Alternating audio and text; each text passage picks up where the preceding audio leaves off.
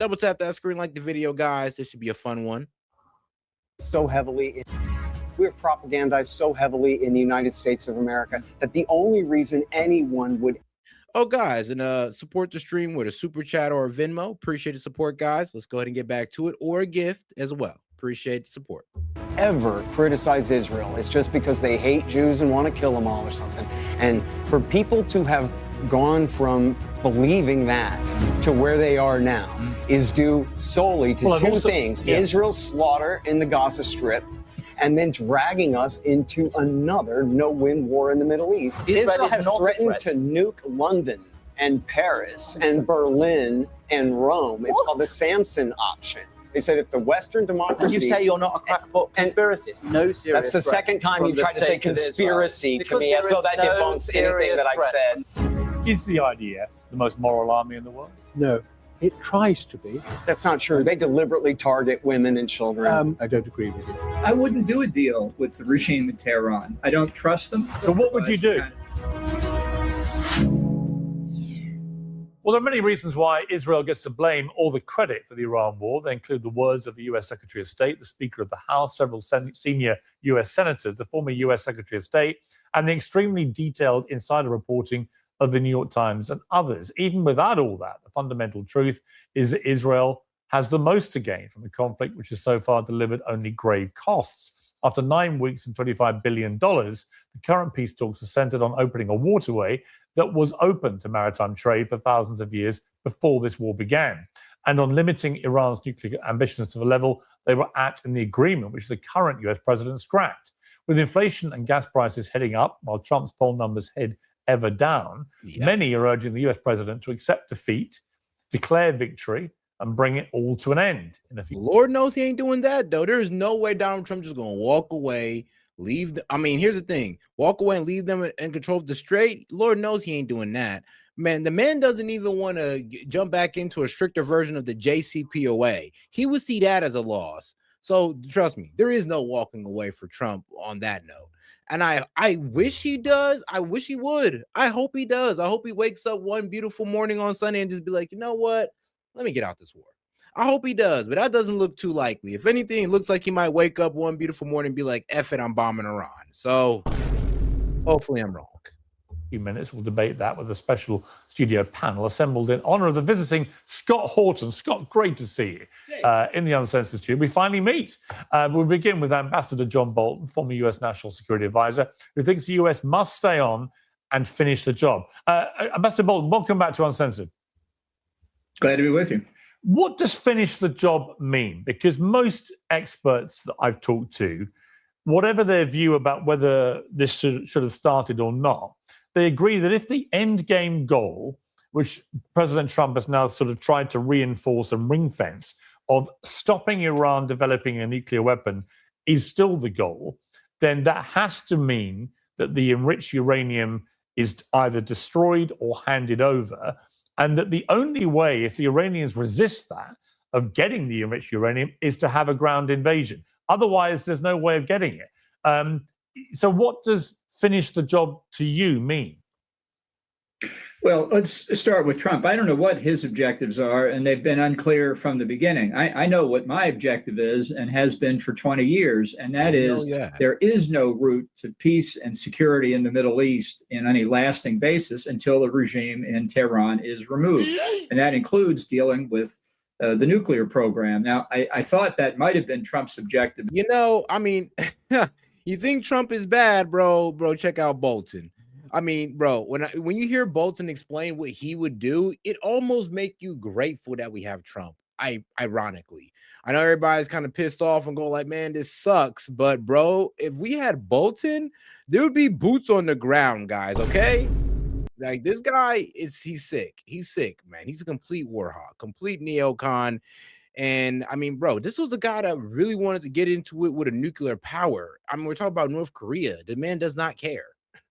He just wants war. At the beginning of the attacks, I don't think it is today. I think today he desperately wants to get out. But over the long term, even if the nuclear issue is the center of attention for Trump, and that's understandable, there's simply no secure guaranteed way to accomplish the objective that he says he wants until you get a regime in Tehran that flatly disavows any nuclear intentions and does what more. Pretty much he wants regime change, and Lord knows we're not getting regime change, bro. And to get regime change, you would have to put boots on the ground. That's the only way you're going to effectuate regime change. And that's why Pierce looks so disgusted right now, because he's just like, bro, this dude is literally saying that he would make America just go balls to the wall. We're putting boots on the ground. We're risking hundreds of thousands of lives so we can get a regime change. So we can get what? A regime that's not okay with nuclear weapons. But we're not even going to get that. We're going to get a Iran and civil war. We're going to get a destabilized Iran, and it's going to cause problems throughout the Middle East. So we're not even going to get with his little fantasy of a regime that doesn't want nukes when we already got a regime that doesn't want nukes. Muammar Gaddafi's regime in Libya did in 2003, 2004, and allow in that case, US and UK nuclear experts to come in and pack up the Libyan nuclear program and take it to Oak Ridge, Tennessee, where it resides today. That's how you deal with it with certainty. Right. So what you're talking about, this job finishing can only come if there's a change of regime and they agree to hand over the enriched uranium or destroy it. Is that how you see it? Well, I think that's the only certain way to do it. And it's not just on the nuclear side. It's on the support for international terrorism and on closing the Strait of Hormuz. Right now, I think the Ayatollahs and the Revolutionary Guard think they're in a position to open and close the strait like turning a light switch on and off. I mean, they are. They've shown us that they're able to do so. And the problem is we can't make them open up the strait. So guess what? Yes, they can turn it on and off like a light switch, just like they opened it back up. So it's like they opened it and they closed it because Israel struck Lebanon. Yeah, like a light switch. Just like they opened it, then closed it because we didn't remove our naval blockade. Yep, exactly like a light switch, on and off. And we've shown that we can't release that control of the strait from them. And they're able to hold on to it. So when people try to sit there and say they don't have no cards, I'm like, bro, we're dealing with the effects of Iran's cards right now with higher gas prices because they closed the strait. So when you guys sit there and say Iran have no cards, y'all really looking dumb to the rest of us while we're sitting here looking at higher gas prices going like, well, is that not a card right there? The fact that they're closing the strait and they're causing economic turmoil? I mean, okay. I mean, I don't see how you don't count that as leverage, but all right. And that's simply unacceptable, not just to the United States, but certainly to the Gulf. How do you stop them? I mean, how do you actually stop them? I mean, I think that's true. And I think there's been this asymmetric war where you have a military war where America and Israel have been pounding the military capability of Iran, I'm sure massively damaging it. But they very quickly realized, the Iranians, that if they control the Strait of Hormuz, they can cause enormous global damage to the global economic market, particularly in relation to energy. Guys, do me a favor and double tap that screen and like the video, guys. Let's get more people on the conversation by double tapping that screen and support the channel with a super chat or gift. And also subscribe to the channel while you're at it, guys. Go ahead and hit that yellow icon above, what Anime said on there. Go ahead and hit that and subscribe to the channel. Let's get right back into it. And fertilizer and so on. And they've been whacking their neighboring Gulf states in a way that's been very damaging to their business models going forward. So if you're Iran and you think that the United States wants to get rid of the regime and decapitate your nuclear ambition as well, where's the incentive to do any deal that takes away your leverage? Now that you've realized you've got this tremendous leverage. All right, that was funny. It's like, no, we have all the cards except Iran got nothing but like draw fours. Like, oof. Yeah, that's a tough hand to beat. I wouldn't do a deal with the regime in Tehran. I don't trust them. And I don't think that simply doing a deal provides the kind of security you need. Well, let me make the predicate point, which I think is important. The regime didn't wake up 4 or 5 weeks ago and say, amazing, why don't we close the Strait of Hormuz? Nobody's ever thought of that before. Everybody knows, everybody who looks at a map knows that the Gulf itself, not just the Strait of Hormuz, is easily disrupted. In the U.S. Navy, they refer to sailing in the Arabian Gulf or Persian Gulf, you can take your pick, as like sailing in a bathtub. They don't like being in there. And it's not like Iran hasn't tried to disrupt commercial trafficking, particularly in oil, in the Gulf and through the Strait before. They did it in 1987 and 88. Reagan reflagged Kuwaiti tankers as American tankers, and we escorted them through. So this was obvious from the get-go, as was the possibility that Iran would attack the Gulf Arab states, which it did. And Trump knew that. He may say nobody expected that, but I will tell you in the first. I mean, here's the thing, though. It was so wild when Trump said, "Oh, I didn't expect that. I didn't think they was going to close the strait or attack our allies." I was like, bro, they told us. Yeah, before we struck Iran literally said, look, if you hit us, not only are we going to close the strait, but we're going to start attacking your bases in the region. They told us before we popped off this war. We still did it. Then Trump want to go ahead and act surprised, like, oh, I didn't know they was going to close the strait. And oh my God, look at them. They're attacking their neighbors. Yeah, because we got bases in there and we're attacking them from those bases. So guess what they did? They destroyed said bases. And now the Middle East don't even want us to rebuild some of them. Well, my bad. Saudi Arabia don't want us to rebuild some of them. And then we low-key had to sit there and kind of rub the feet of Saudi Arabia because they were telling us that we can't even use their air base no more. Luckily, they reversed their decision, but they were about to be of the mindset that, yo, we don't want you guys here in your army no more because you just made us a target. Term, when I was arguing that our policy should be regime change, those who objected to it raised all of these potential contingencies. So the fact that this is a problem now is more due to Trump either not paying attention to what his advisors were telling them or thinking he could somehow fake his way through it without taking this into account. That's one of the problems with the way Trump has gone about this whole operation. Okay, so you don't want to do a deal with the regime. I mean, do you think a ground invasion is the only way that you could get to where you want to get to? And if not, No. Okay. So let's rule that off the table as well. I'm still struggling to see how you get what you want as an end game. Well, if you look at the situation inside Iran, I think the regime is before the attacks was at its weakest point since it took power in 1979. The population is overwhelmingly opposed to the regime. I don't know about that, buddy. The problem is, guys, when they tell you that, 80% of the people don't want the Iranian regime to be there. Well, that's not necessarily true. And they get these numbers from polls that they polled actual Iranian citizens, but they only polled about 500,000 of them. And out of that 500,000, 80% said that, I don't like the government. And 20% said, yeah, they're cool. So here's a problem with that. We're going to go off that poll and we're just going to say that, that represents all 93 million of them with no other polling but those.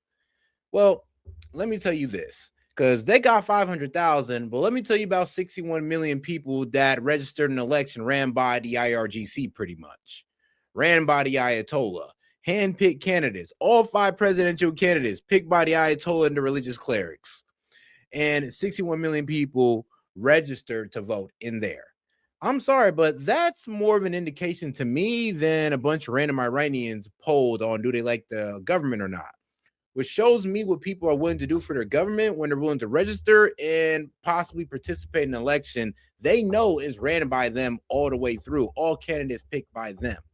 So if millions of people are participating in that election, what does that tell you about the support for the government? That it has millions of people supporting it, anywhere from 30 to 60 million people out of the 93 million Iranians. Young people who make up 70% of the population are under 30, massively dissatisfied with the regime. When the internet's on, when they look across the Gulf, they know they could have a different life. Ever since the murder of the young Kurdish woman, Mahsa Amini, over 3 years ago, almost 50% of the population, i.e. the women, are dissatisfied. They've told the Ayatollahs, you do not speak the word of God when it comes to our dress code. It's not just about... Well, actually, I mean, that's how I know you don't know anything about the religion or the culture, because the women... Here's the thing. Yeah, they protested over Amana Amini, and trust me, even the women who actually love women, their burqas and all that good stuff, the women who love it hated it because they didn't like the fact that a woman got beat to death, basically. Or I'm sorry, beat senseless. So yeah, that's why it wasn't really a protest of their dress. It was a protest of the treatment of the IRGC and their brutal treatment of the citizens. So they weren't protesting the right to, veil or unveil. They was protesting the brutality of the IRGC because here's the thing. It's part of their religion. Outside of the Ayatollah, it's part of Islam to be veiled. So it had really nothing to do with what the Ayatollah says. This has everything to do with them following their religion.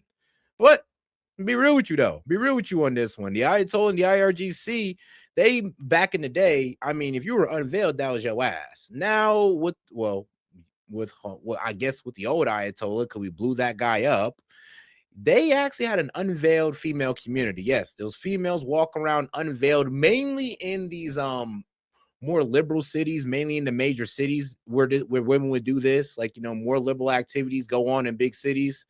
Yeah, I know. Same thing happens in Iran, in Tehran specifically. So, yeah, there's that. At the dress code, it's a fundamental attack on the legitimacy of the Ayatollah system. The ethnic groups are dissatisfied: the Kurds, the Baluchis, the Armenians, the Azeris. And inside Iran, the economy was a wreck. Even before the attack began. That's why people were demonstrating in December. Yeah, but none of these people have been demonstrating since the war started. Nah, it wasn't because of the regime why these, I would say this. It wasn't because of the regime why they were protesting. They were protesting their government because the inflation got out of control and they felt like their government wasn't doing enough. That's why they started protesting. It wasn't for the regime, it was because of their currency. And because Mossad came in and started handing guns, people started making it about the regime. So again, I mean, I know that's for sure. Yeah, but I know the Israelis murdered over 40,000 of them. Right, that'll get your attention. Right, and I just had that debate with a guy in Tehran. But the Israelis, according to the New York Times, sold Trump on a series of events that would be triggered by killing the supreme leader and a lot of the top members of the regime. That the IRGC would collapse from within, and that the people would rise up and you would get a natural revolution, and that the Strait of Hormuz would be a distraction that no one would be interested in worrying about. Well, the top bit happened, but all that happened was the Supreme Leader got replaced by his son. The others all moved up and not. Who's more extreme, who's more aligned with the IRGC. And, bro, this man's on a trail of vengeance. Bro, we killed his dad, his mother, and his daughter all in one strike. Yeah, let's not forget who we're dealing with here. I mean, honestly, I want to get this guy out the way because I'm like, bro, he's just the worst guy. We're really dealing with the Ayatollah's son, blood son, and we just killed this guy's dad, wife, and daughter. How do you think this man feels towards us right now? The IRGC appears to still have an iron grip on the country. There have been no uprisings whatsoever since this war started for a number of reasons. No, actually, no. If you actually talk to actual Iranian people, the Ayatollah and the government are actually seen separately because people in the government even vote. So yeah, even the Ayatollah votes in the election and he gets one vote. So yeah, that goes to show that people can be mad at their government, and this is how an actual Iranian explained it to me, that they were mad at their government, not the Ayatollah. Like, actually, a lot of people love and respect the Ayatollah member because they're religious zealots. I mean, not everybody hates the guy, but yeah, a lot of people love the Ayatollah, but they don't like their government, and they separate their government from their religious leader. So it's like pretty much like this. You get mad at your government, but you don't really get mad at the Pope. That's pretty much how it's going in Iran. It's like they don't get mad at the Pope for something that their government should be handling. And what is the Ayatollah? Basically, the Pope of the Shia Muslims. And what is Iran? 90% Shia Muslims. Highest Shia Muslim population in the world. But none of the people that you're talking about have risen up in this war at all. And the Strait of Hormuz has become this enormously effective weapon for the Iranian regime in causing massive damage, both economically and politically. So again, I mean, I'm just asking, if you were in charge right now to get to finish the job, as you put it, what do you actually do? Well, it would take me about 2 hours to go through everything you just said and explain what's wrong. Well, let's start with the idea that somehow Bibi Netanyahu conned Trump into this operation. You know, in the first term, Netanyahu was in favor. Bro, the head of the Mossad was sleeping at the White House. I mean, bro, Bibi brought him and the head of the Mossad to convince Trump to drag us into this war. Like, what are you talking about? Of course he did. Regime change too. And he said to Trump, I'm sure, the same things he said in the second term. So the and we're talking about the same guy that's been asking for war with Iran for like years. Like before I was born, this man was asking or was trying to push America into war with Iran. Before I was born, I'm 31. So past 31 years, Bibi Netanyahu been trying to convince America to go to war with Iran. The idea that the U.S. government is an unwitting tool of the Israelis isn't true. I don't know what convinced Trump to do this. I was as amazed as anybody else, but it wasn't because of Bibi Netanyahu. There must have been some other factor. Indeed, Trump didn't do a lot of necessary preliminary work before the attacks began. It's not a question of the people going out into the streets willy-nilly so they can be machine gunned by the besieged militia again. It's a question of preparation. The widespread opposition needs resources. It needs telecommunications capabilities. It needs money. It needs weapons, all of which we could have been supplying, but do not. Okay, but we are, look, I've got to wrap this up, but we are where we are. And again, if you were the... Nah, if you actually look it up, no, the Ayatollah runs the army and intelligence. It low-key keeps itself. The only time it gets involved in government affairs is literally when it comes to the military and intelligence. Like that's it. Other than that, I mean, that's why they lead. That's why they control who the president is, and they let the president deal with all the economics and the social stuff. They let them handle that. So that's pretty much how Iran. And here's the thing: you're right though, because he does have overwhelming authority as well. But that's how usually they do it. And if he feels like he needs to do something, he will overstep or be the supreme leader and get it done. But most of the time, the Ayatollah doesn't deal with anything outside of intelligence and military. And of course, religious practice. President of the United States right now, and you say we got to finish the job, what do you do? I would do two things. One, I would clear the Strait of Hormuz militarily. You know, Oza, I don't know, man. I think it's kind of all right. Look, guys, if there's a lot of guys who's hating Catholics, and I'm not saying this is you because you said you've been hate popes, and then why you're not Catholic. But all these people hating on Catholics, but then want to dick ride the Crusades. It's like, I'm sorry, but if you guys are going to shit on Catholics, get the crusade out y'all mouths, because it wasn't none of y'all Christians that did it. It was only the Catholics. The Catholics were the real steppers of the Christians. Those were the real steppers. Those were the real goons of the Christians. The rest of y'all sat on y'all asses. So y'all can't disrespect the Pope and then also champion the Crusades, because you know the Crusade was actually started by a Pope. The same crusade that y'all like to champion, that y'all like to whitewash and say was the best thing ever. So y'all got to pick and choose. What, do y'all respect Catholicism or not? Because if y'all don't, then shut the fuck up about the crusade, because it wasn't none of y'all. Unless you're Catholic, then I ain't gonna lie. Y'all the real steppers of the Christians. Now, I don't respect what happened to crusade. I see all forced conversion, killing. I see all of that is wrong. But I'm just saying, look, man, some of y'all like to go ahead and judge the Muslims. Well, I mean, the Christians did the same exact thing, but y'all want to champion that. So y'all got to pick and choose. I mean, y'all can't be picking and choosing. Y'all got to pick it, bro. Y'all with the Catholics or not? And if y'all not, then stop talking about the Crusades like y'all are. Which I thought Trump had started about 48 hours ago until he paused it in typical Trump fashion. And I would massively ramp up support for opponents of the regime inside, including the ethnic groups, many of which are already armed and organized. I think that kind of internal pressure combined with maintaining the economic pressure of the blockade against Iranian exports and opening up the rest of the Gulf so that its oil could come out into international markets and bring the prices down globally, I think would be very powerful. It's not all I would do, but those are the two things I'd start with. Okay. Ambassador Bolton, always good to have you on Uncensored. Thank you very much. Thank you. Well, joining me in the studio, as I said very excitedly, Scott Horton, author of Provoked, and a new book, which we'll discuss in a moment, journalist with The Spectator, Jonathan Saccerdotti, and Bob Stewart, the former Conservative MP and Army Colonel. Welcome to all of you. Unusual to have a three-man panel in the studio, so great to have you all. Scott, you were, I would say, sniggering was probably a right way of describing it, some of the things you were hearing there from Ambassador Bolton. He's an entertaining guy. Go on, explain. I mean, he thinks this is quite straightforward. What you do is you basically militarily seize back control of the Strait of Hormuz, and you empower and arm. And bro, it's just like he lives in a fantasy land. That's the problem with Bolton. In his mind, there isn't nothing that the U.S. can't do. Well, actually, you know what? Actually, no. Let me rephrase that. In his mind, because there isn't nothing we can't do. But in his mind, there isn't no price he's not willing to pay to get what he wants. So if he got to sacrifice 10,000 American lives, he'll do it to take Karg Island. If he got to sacrifice 50,000 American lives to get regime change in Iran, he'll do it. That's the problem with guys like John Bolton. They'll effing do it regardless of the cost.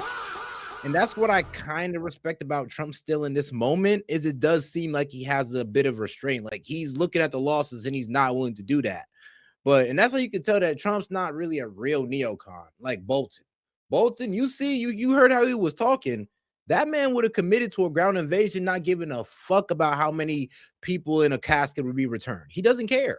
None of them do, or they wouldn't get into these wars. The people of Iran to rise up against the regime. Mm-hmm. Well, and that's what he's been saying. And Israel didn't force any of this. Yeah. Well, he added the word unwitting, as though Donald Trump wasn't convinced. No, actually, like this. Actually, well, I'm gonna tell you like this. The problem with the crusade, and it's really dumb when people say, "Oh, it's because of a Muslim takeover." No, it was just Christians trying to expand their land. Just like the Muslims were trying to expand their land because they were a growing population in the middle of the desert, so they needed to take over other places for resources, just like every other civilization was doing back in that time.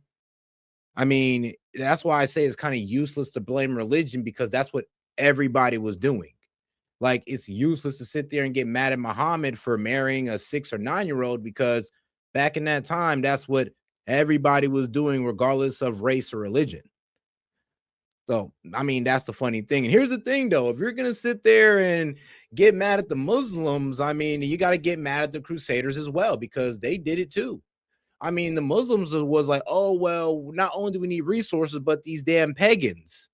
The Pope, oh, well, we need resources, but these damn Muslims. What's the difference? They both took over and killed people because they weren't their religion. Here's the thing. The Christians were worse. Bro, at least the Muslims spared the Jews. Bro, y'all took out other Christians, Jews, and Muslims. Did you forget about that part, bro? That's why I said y'all whitewashed the fuck out of the Crusades like it wasn't one of the most atrocious things that ever happened in Christian history. Like, y'all killed 3 different sects of religions. Like, bro, actually, you know, it's so crazy now. Let me show you something that, because it's kind of funny, because a rabbi actually mentioned this about how reckless the Christians were during the Crusades, and how, you know, it's going to be funny, because I think it's Rabbi Shmuley. Is it Rabbi Shmuley? This guy is this ugly bastard. Yeah, Rabbi Shmuley. You know, pro-Israel, all Muslims are evil and all this good stuff, right? But hear what he got to say. Now, Islam's not as bad as Christianity. Christianity slaughtered all their Jews in the First Crusade, Second Crusade, Third Crusade. They slaughtered all their Jews in the Holocaust. So I give my Muslim brothers tremendous, but don't give me the stuff. Yeah, y'all slaughtered Jews. While Muslims took over and let the Christians and Jews live under them, the Crusades came through and killed the Christian Jews and Muslims. And I mean, you got a Jewish guy saying it right here, though. Christianity is way worse. I mean, y'all slaughtered the Jews and the Christians and the Muslims. The Jews, I mean, the Muslims, they came, took over, and at least let them niggas live. Y'all didn't even let them live. It was Jesus or nothing. Now, Islam's not as bad as Christianity. Christianity slaughtered all their Jews in the First Crusade, Second Crusade, Third Crusade. They slaughtered all their Jews in the Holocaust. So I give my Muslim brothers tremendous, but don't give me the stuff about it. No, what you don't understand, Oz, is that the crusade wasn't just about Muslims. That's what you don't understand. It was literally about expansion, but it was hidden behind religion. And just like the Muslims did, we got to take out the pagans. The pagans are a problem. But really, they were just expanding for resources, just like every other nation was doing. And how do you sell war to your people? Because they had to sell it to the people. Oh, they're pagans, they're evil, they're Muslims, they're evil, they're Christians, they're evil. That's how every war has been propagandized throughout history. and y'all still fall for it. But it is what it is. Of course, Donald Trump is the president. He's the one who issues the orders and pulls the trigger, but he was convinced by Netanyahu. We all know that. No question about that. That the question was, where do you move the red line? And Netanyahu convinced him to move the red line to enrichment at all. Any enrichment is the same thing as a... Bro, just look up Oza. Just look up through Crusade. No, that's literally how it went down. They killed Jews, Christians, and Muslims alike and took their land. And the thing is, bro, the Crusades were worse than the Muslims. At least the Muslims let your ass live under them. Y'all didn't even accept that. And it was 3 Crusades where y'all did it. So that's all. He was just reflecting on history. And I was showing you how it's funny that, you know, the Jews who sit there and try to fear, no, not all Jews, but Rabbi Shmuley and the pro-Israel crowd who try to sit there and fearmonger on Muslims all day will sit there in your face and say that, oh, well, I ain't gonna lie though. Well, in history, Muslims did the Jews way better than Christians. And that's facts. But here you guys are, I mean, all fear-mongering on Muslims, you know, whitewashing the crusade as if it was just the best thing ever. And I say any killing in the name of religion is an atrocity. But for some reason, like I said, people pick and choose. Weapons program, and we won't tolerate it. As Trump says, no nuclear. And just, you know, exceptionally vague like that. But, you know, we have John Bolton on a recorded conference call with AIPAC in 2007 saying that through all the sanctions and all the bullying, this is in the W. Bush administration, they were trying to get Iran to withdraw from the Non-Proliferation Treaty and kick the inspectors out of the country. As he said then, that would put us in a better position to launch the war. He wants full regime change.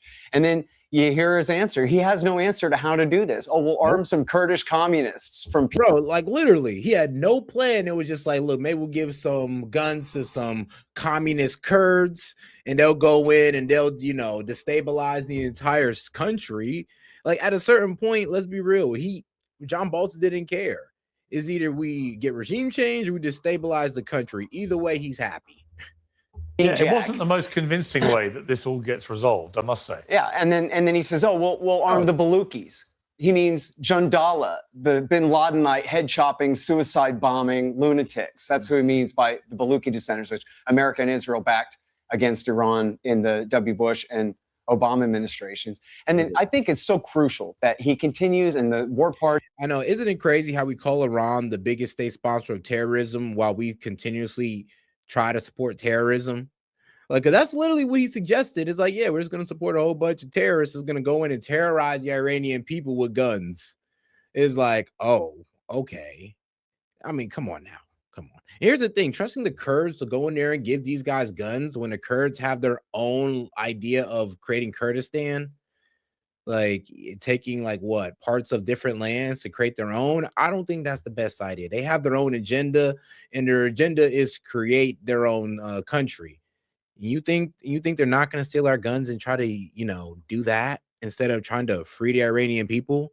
That doesn't give them their own country, bro. On you know, the media and the government continue to push this lie, this completely preposterous hoax, Pierce, that the Iranian government massacred 40,000 people in January to put down that insurrection.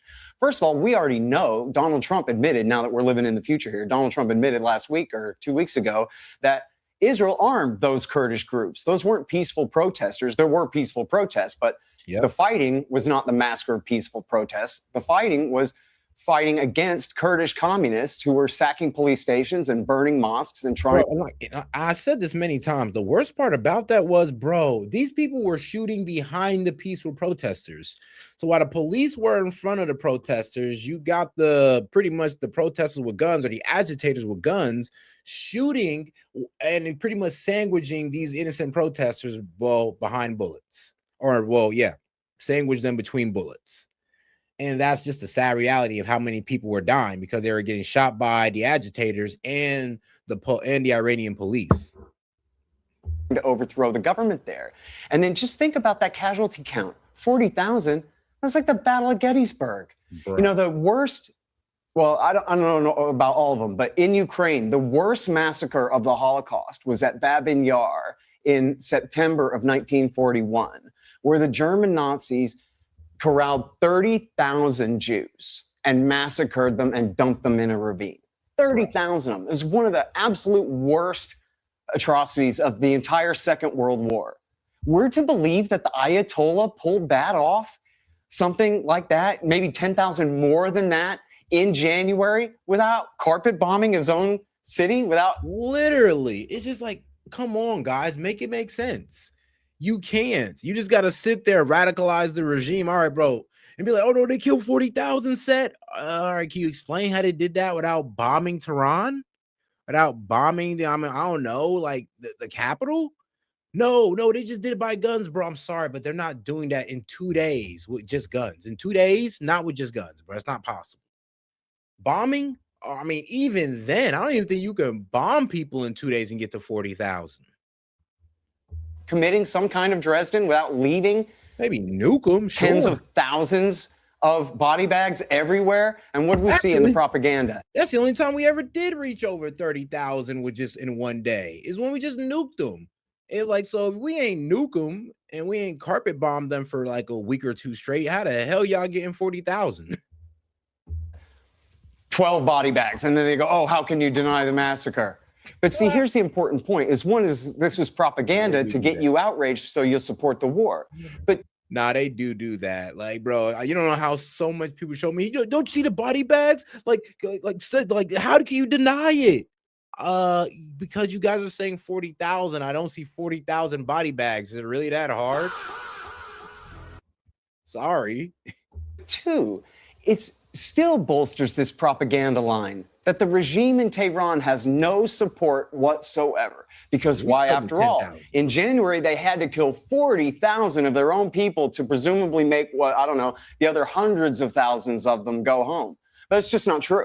It was some Kurdish communists who were attacking in a protest that they kind of co-opted, a protest that was started by the United States, waging an economic war against their currency. So it's just a lie that they were so desperate to cling on to power that they had to use that level of ultra-violence to do so. And that's why John Bolton and Donald Trump were so surprised when once the war started, there were rallies of hundreds of thousands of people in downtown Tehran in support of the regime there. Now, I'm not saying I support the regime there. I'm saying people there do, and especially when you bomb them. Well, there's no doubt that they have a body of support there. I think that's unquestionable.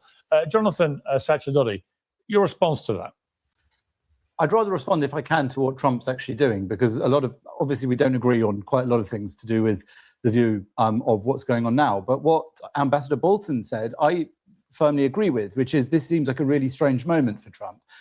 You could have been thinking about this 24 hours, 48 hours ago and thought Trump is pulling off the masterstroke. He's paused the actual war, the military action, and instead he's now strangling the Iranian regime with this economic move. And it was working. It was costing them $400, $500 million a day, the Iranians, the longer... But how much has it all been costing the global economy? Sure, but if you ask Trump... But isn't that the calculation? He says, absolutely, and time became the weapon. So I think that what happened here was that many people said, well, who can hold out the longest? And Trump said gas prices will go up a bit. They're not up as high as people thought they would be. He said people said $300. He said they're around $100. He said we can cope with that for a short while. No, Trump just said that to save face. Like, Lord knows it wasn't about to be no $200-300. But we all know that gas prices were going to go up. Well, Trump just said that to put the American people at ease. Like, oh no, we thought it was going to be this guy. We thought y'all going to be paying $10 a gallon, but y'all only paying $5. Oh, that's not that bad. Yeah, man, bro, get y'all asses out of here with that dumbass excuse. I'm sorry, but not even really an excuse, but that's just manipulation off the rip. Like, what? Oh, all right, man. Some people believe in it, though. So, hey, it is what it is. And every so often he tries to manipulate them with different statements. That might be what he's doing now, because the idea that he's capitulated to the regime, to the barbarians of the Islamic Republic regime now, after all of this, is almost unthinkable. And the reason But is it not also a possibility that Donald Trump, who's always trusted his gut instinct, that he has realized that politically and economically this is turning into a disaster? Because he's got the midterm elections coming within 6 months. They've already predicted Republicans to lose the House in that, which is normal. Oh, shout out AJ for sending a thumbs up for 10 joules, and she sent the press F for 10 joules as well. Appreciate the support. For an incumbent president. but they now are highly likely to lose the Senate. He becomes a lame duck president. His nightmare to have 2 years probably of facing new impeachments and so on. And he's scrabbling, as he has been, it seems to me from day one of this war, scrabbling for a way to declare victory. And now he's, I think, scrabbling for a way to get out of this where it doesn't look like he's capitulated, as you put it. Well, I think that if he does capitulate, and if this isn't another moment of Trump calling people's bluff or lying or trying to regain an element of surprise, because he has no element of surprise. If he's planning to re-engage militarily, it's not a surprise. All he can do is make a tactical surprise, as he did last time, by start negotiations and then act. But what I'm saying is I don't think he gets out of it in your version of this, because what does it look like? It looks like the Iranian regime beat Donald Trump. Well, I agree. I agree. If he backs down. And so I don't think Trump is a stupid man. I think Trump knows that. I don't think it helps him domestically either. They'll say he took us to war with this huge expenditure and all this effort, and then he capitulated. And I don't think it helps Iran. It certainly doesn't help the Iranians who want to get rid of the regime. It destroys the credibility of the United States in the whole Gulf region. I agree. The Gulf partners don't want him to back down now and allow. No, but it may be he's calculating that he's got to do something. And I hope he isn't. I hope that this is another Trump bluff. And you'll know Trump from your days when you were in his entertainment world. And he is an entertainer as well. He's a guy that understands TV. He understands the news cycle. And but that's been my problem with this. How to distract us. That's but in a way, I think he's treated the whole thing a bit like a reality TV show. For sure, I think. And I don't think it's been helpful that he every day has been out there with a new episode dropping, with constant flip-flopping of both the mission goals and what he's going to do. 1 minute we're told he's going to annihilate the whole of Iran, 90 million people, right? It's all going to happen tomorrow morning. And then the next thing he's doing a deal or this or that. I just think eventually you fall into the boy that cried wolf territory or the emperor with no clothes. I mean, bro, it was the craziest flip-flop when he went from, man, we don't even need this trade, man. Like, we don't even need it. And then all of a sudden he's like, I will end your entire civilization if you don't open up that fucking strait. I'm like, whoa, bro. Whoa. Calm down with the homicidal, genocidal language.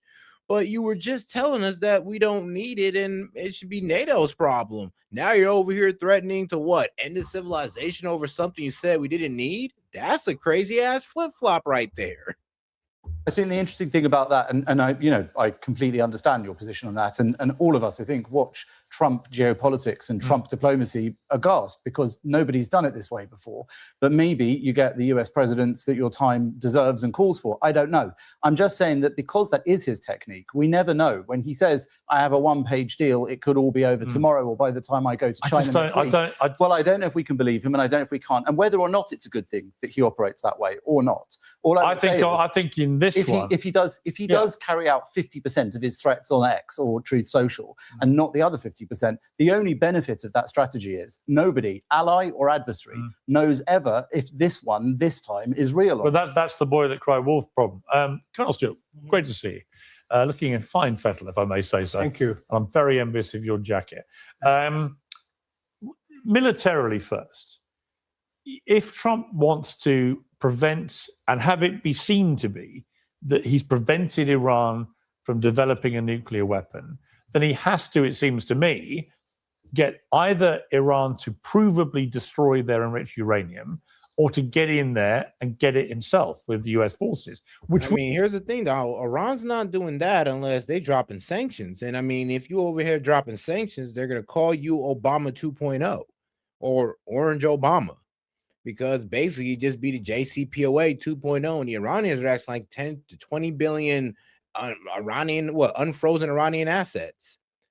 Now, I would actually ask y'all, will y'all be okay with that? Because I would personally, if it gets them to water down your enrichment and we ain't got worried no more, F it. Let them have their money back. Would mean a substantial ground invasion. Am I missing something, or is that the only way that this can actually represent stopping them? Two options. The Iranian regime voluntarily gets rid of its nuclear intentions and proves it.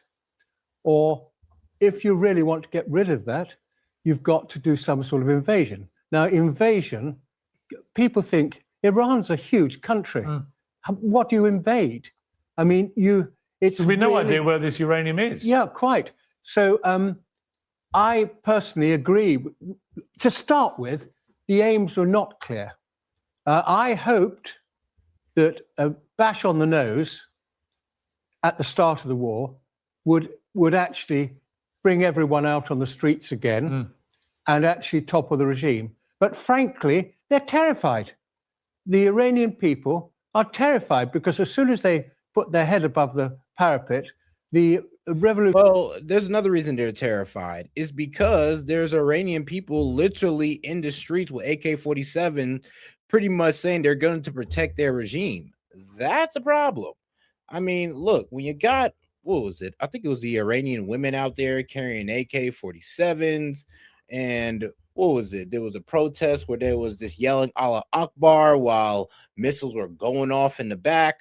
I mean, here's the thing. Those are people that probably hated the government, but after we bombed them, now they're rallying around the flag. So, you know, I know we were trying to get people to go against the regime, but we actually put people on the regime side, believe it or not. Guard will murder them. But they're terrified because the